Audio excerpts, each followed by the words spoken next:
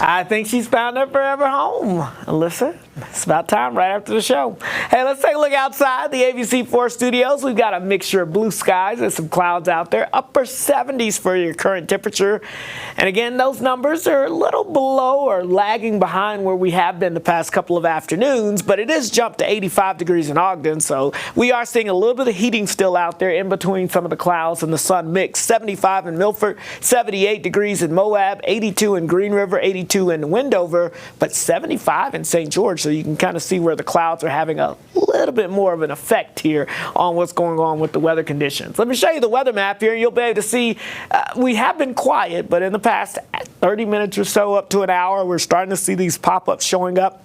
Primarily in the higher elevations for now, but I do expect more of this activity to expand, especially across southern Utah once again as we get into the afternoon hours here.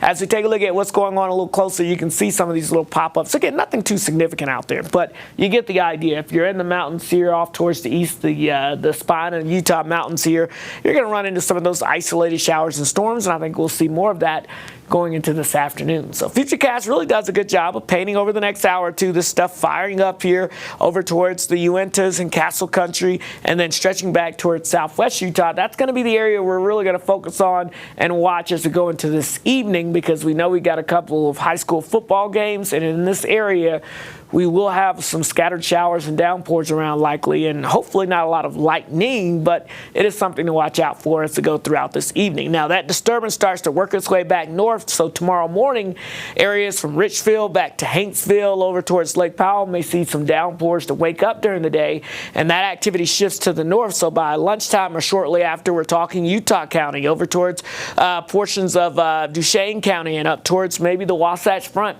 seeing some of these scattered showers and downpours. And that could continue into the evening hours across the northern half of the state. So we'll keep an eye on that. I think there's going to be a slightly better chance of a little isolated flash flooding across the northern half of the state as we go into tomorrow afternoon. So something to watch out for. And we'll keep a chance of isolated storms in the forecast even on your Sunday afternoon.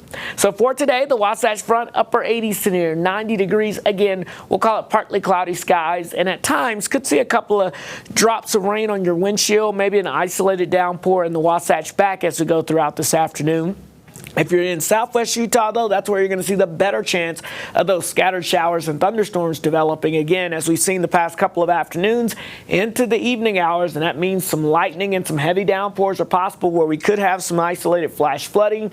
So be aware of that, of course, with obviously a lot of activities, including the Beehive Blitz. Another week of that going on tonight.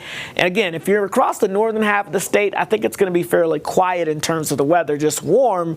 But again, in southwest Utah, that's where we're going to likely have some passing showers and thunderstorms, especially during the 6, 7, 8 o'clock time frame, and those could produce some heavy rain and some lightning. So while I don't expect any rain out, we could have some rain delays that may briefly hit you there, so keep that in mind. Otherwise, we've got a couple of college football games heading our way this weekend. On Saturday, you've got the Utes in action here at 4 p.m. kickoff. Looks like we could have some scattered showers and storms leading up to kickoff, and then I think things start to dry out. Meanwhile, in BYU, if you're going to be heading down that way, you may see a shower toward the end of your tailgating time frame, but as we get ready for the game, I think it's mainly dry with temperatures into the 70s. And again, looks like it'll be unsettled this weekend, but nothing that's going to be a washout, just a chance to isolate to scattered storms. Better chances on Saturday, drier conditions, I think, as we get towards your Sunday, so that's the good news there.